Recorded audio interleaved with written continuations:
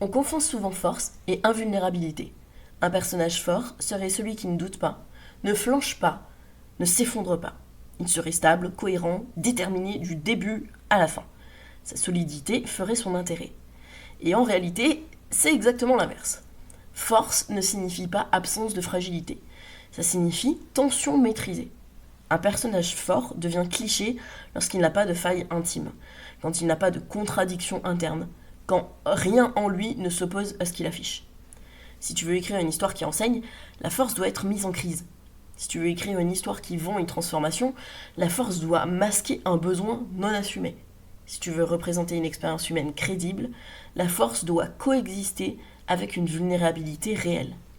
Si ce type d'analyse t'aide à construire des personnages plus profonds, pense à liker la vidéo et t'abonner. Ici, on travaille la structure invisible des histoires. La clé, c'est la contradiction centrale. Chaque personnage fort défend une valeur. Mais il a aussi un besoin. Et très souvent, sa valeur entre en conflit avec son besoin. C'est là que naît la profondeur. Dans Mad Max Fury Road, Furiosa incarne la détermination, la résistance, la loyauté envers celle qu'elle veut sauver.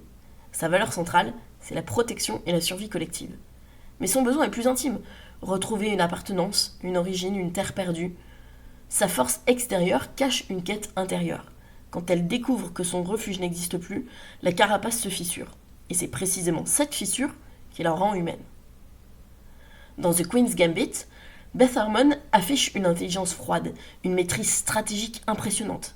Sa valeur, c'est l'excellence, la domination intellectuelle.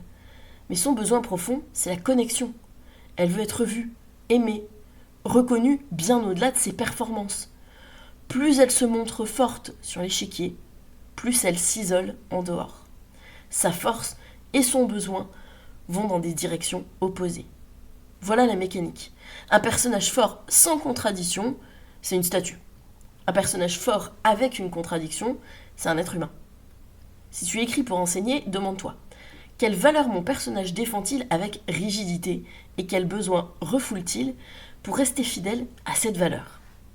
Si tu écris pour vendre, identifie la tension que ton audience vit déjà.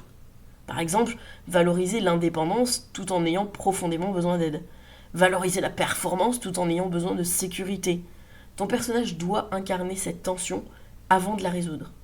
Enfin, si tu écris pour représenter, montre que la force peut être un mécanisme de survie. Beaucoup de personnes dites fortes le sont parce qu'elles n'ont pas eu le choix. Derrière la solidité, il y a parfois une adaptation à la perte, au rejet, à l'instabilité. Quelque chose que l'on retrouve dans les récits autour, par exemple, des mères célibataires à qui on dit qu'elles sont drôlement fortes, comme si elles avaient eu une autre opportunité. La contradiction centrale s'écrit simplement. Valeur affichée, je dois être indépendante. Besoin réel, j'ai besoin d'être soutenue. Valeur affichée, je protège tout le monde. Besoin réel, j'aimerais qu'on me protège. Tant que ces deux lignes ne se rencontrent pas, l'histoire avance. Quand elles se percutent, le personnage évolue. C'est exactement là que ton récit peut enseigner quelque chose de concret, créer une identification assez forte pour vendre une solution ou représenter une réalité avec justesse. Prends un de tes personnages forts et écris 2 phrases. Il défend la valeur de, mais il a profondément besoin de. Si ces 2 phrases ne s'opposent pas, tu n'as pas ta contradiction. Et sans contradiction, il n'y aura pas une vraie force narrative.